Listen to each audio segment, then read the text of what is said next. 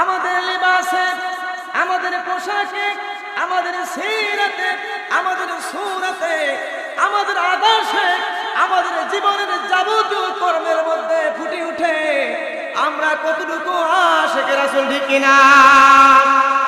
আমরা কতটুকু আল্লাহর গোলাম হতে পেরেছি, আমরা কতটুকু নবীকে ভালোবাসতে পেরেছি, আমরা কতটুকু আল্লাহকে ভালোবাসতে পেরেছি, আমাদের চরিত্রের মধ্যে ফুটে ওঠে, ঠিক কিনা? ওয়া ইন্নাকা লাআলা খুলুকিন আযীম।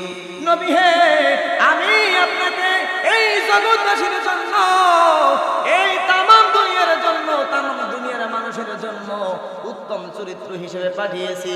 আপনার মধ্যে রয়েছে মানব জগতের যত চরিত্র, সকল চরিত্রের মধ্যে থেকে উত্তম চরিত্রটাই আপনাকে দিয়েছি, ঠিক কিনা? আপনার খুলুকিন আযীম।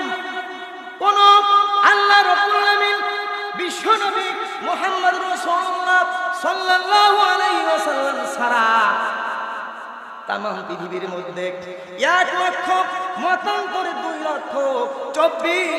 নবীগণ রাসূলগণ এসেছেন, কেউ কি আল্লাহ খুলুকিন আযীম বলেন নাই, ঠিক কিনা? একমাত্র উত্তম চরিত্রের অধিকারী বলেছেন আমার বিশ্ব নবীকে। আল্লাহু আকবার, নারে তাকবীর।